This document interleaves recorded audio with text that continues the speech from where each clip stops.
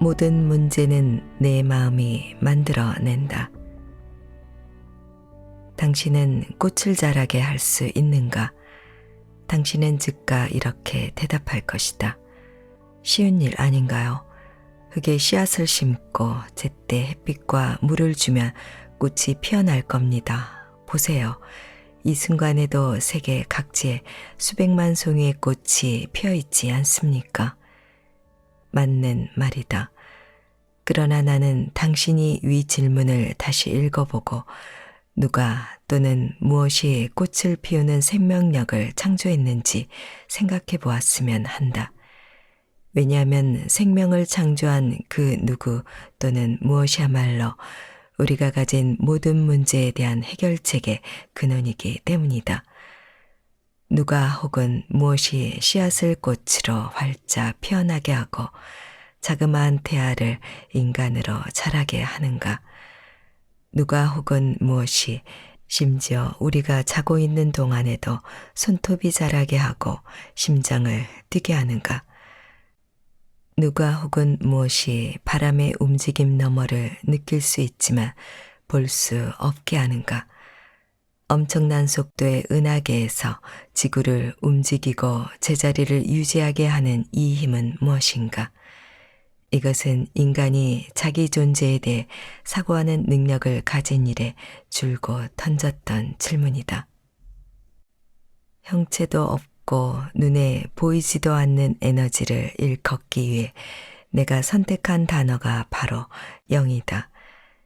이 에너지는 지구상에 사는 생명의 근원이자 자양분이다.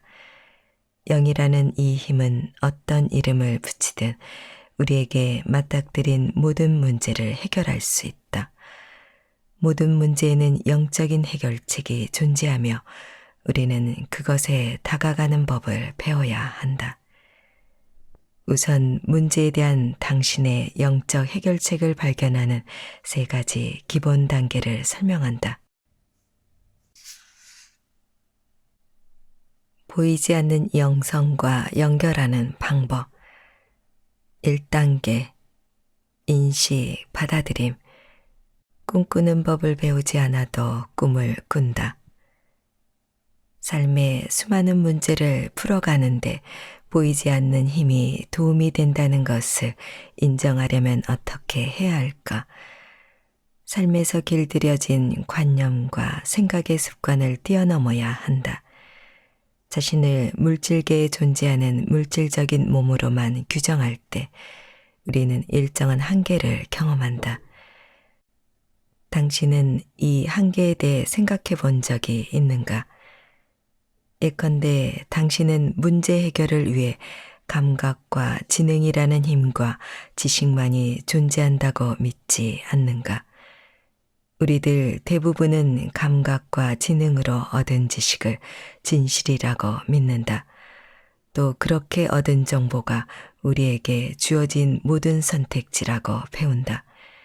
이것이 우리가 영적인 문제 해결책과 신성하게 연결되어 있음을 인식하지 못하게 하는 조건화된 태도, 생각의 습관이다. 영적인 연결을 인식하지 못한 채 우리는 약과 약초, 수술과 의사가 우리의 치료를 모두 책임진다고 믿는다. 자신의 재정 상태를 개선하려면 더 열심히 일하고 공부해야 하며 더 열심히 면접을 보고 더 열심히 이력서를 보내야 한다고 믿는다. 본질적으로 영적 연결성을 인식하지 못하는 상태에서 우리의 삶은 감각 기능으로 설명 가능한 현상에 국한되고 만다. 파탄잘리는 물질계와 감각계를 통해서는 접근할 수 없는 암과 힘에 대해 말했다. 이러한 힘은 존재하며 언제든 활용될 수 있다는 인식이 영적인 암과 힘을 활성화하는 첫걸음이다. 그런데 영적인 암과 힘은 타인의 가르침이나 고대의 문서를 통해서만 접근할 수 있는 것은 아니다. 꿈꾸는 법을 책에서 읽지 않아도 우리는 꿈을 꾸지 않는가? 이와 마찬가지다. 영적 연결성에 대한 인식 능력을 자기 내면과 외면에서 개발함으로써 거기에 다가갈 수 있다. 예컨대 당신이 문제에 직면했을 때 맨 먼저 할 일은 자신에게 이렇게 확언하는 것이다. 영적 해결책에 어떻게 접근해야 하는지 정확히 모르겠어. 하지만 영적 해결책이 존재한다는 사실은 분명히 알고 있어. 모든 문제에는 영적인 해결책이 있음을 받아들이는 것, 그것의 존재를 인식함으로써 우리가 가진 힘을 깨달을 수 있다. 육체적 존재인 우리는 앞서 말한 대로 씨앗을 심고 햇빛과 물을 주는 식으로 꽃을 피울 수 있다.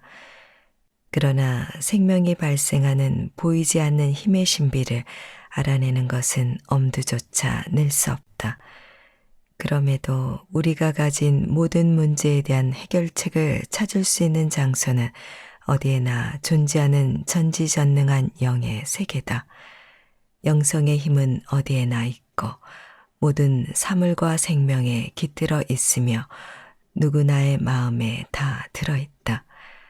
단 이 힘을 받아들이고 인정하는 첫 번째 단계를 거쳐야만 그 힘에 다가갈 수 있다. 2단계 자가 깨어남, 자석처럼 끌려오는 영적 기운. 영성과 연결하는 두 번째 단계는 이성적으로 추론하는 연습이 아니다. 이 단계에서 우리는 영의 존재에 대한 인식을 넘어 자신의 개인적 경험만을 신뢰할 수 있다는 자각의 단계에 들어선다. 이때 우리는 자신 외에 아무도 존재하지 않는 미지의 땅에 들어선 탐험가가 된다. 여기서는 오직 당신만이 직접 경험함으로써 입증할 수 있다. 영의 존재를 자각하려는 욕망은 생명창조라는 신비로운 원동력에서 빠질 수 없는 부분이다. 특정한 영적 이상이나 인물에 대해 적극적으로 명상하는 것은 거기에 다가가려는 우리 욕망의 표현이다. 당신이 찾는 영의 존재를 머릿속에 그려보라.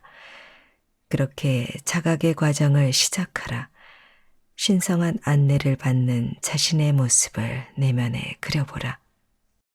그것을 의심하는 생각을 모두 물리쳐라. 당신 내면에 들어가는 과정에서 어떤 것을 설명하거나 방어할 필요는 없다.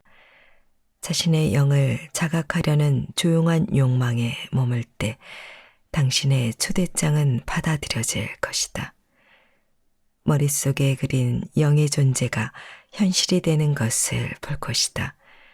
이것이 자각이다. 이것은 지적 훈련을 넘어서는 개인적인 체험이다. 당신 내면의 영의 존재를 자각하려는 욕망을 지니고 연습하라. 조용한 명상 속에 머물라. 그러면 당신은 영의 존재를 경험할 것이다. 이때 지성은 당신의 경험을 계속해서 물질계의 현실에 끼워 맞추려고 할 것이다. 자각을 향해 나아가는 하나의 방법은 머릿속에 자석을 그려 보는 것이다. 당신을 당신이 진실이라고 인식하고 인정하는 모든 것을 끌어당기는 자석이라고 생각하라. 그러면 점점 더 커다란 자석의 힘을 알게 되고 그것이 당신을 더 고차원적인 진실로 이끌 것이다.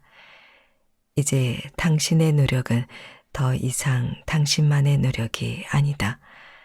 당신은 물질적 힘을 넘어선 자기장 안에 존재한다. 이 자기장이 당신을 자각의 방향으로 끌어들인다. 나는 지난 몇 년간 내 삶에서 자각을 체험해왔다. 깊은 명상 상태에 들 때면 나는 자석과 같은 힘을 강하게 느꼈는데 그것은 나를 신에게로 끌어당겼다. 신성을 느끼는 순간 내가 경험한 것은 나의 마음이 새로워졌다는 것이다. 나는 일종의 에너지와 다시 연결되었고, 이 에너지가 나를 어떤 곤란한 일이든 해결의 방향으로 나아가게 했다. 예컨대 우리 집 아이들이 둥지를 떠난 뒤 아내와 나는 새로 살 집을 마련해야 했는데, 나는 이런 평범한 일도 익숙하지 않아 머릿속이 복잡하고 조급했다. 나는 보이지 않는 에너지의 자기장에 들어가야겠다는 생각을 떠올렸다. 바로 그 순간 친구가 전화를 걸어와 몇 마디 말을 해주었고, 그 사이 집을 구하는 문제에서 벗어나 내 자신을 돌아볼 여유가 생겼다. 우리는 문제 해결에 자신의 영을 사용할 수 있다고 자각할 수 있다. 첫 번째 단계에서 영적 해결책에 대한 인식을 배웠듯이 당신은 당신이 그 힘을 체험하는 자각의 상태에 들어갈 수 있다. 당신은 모든 종류의 부조와 불화, 질병 등을 영적 에너지로 다스릴 수 있다는 것을 깨닫게 될 것이다. 그것이 당신 안에 있다는 것도.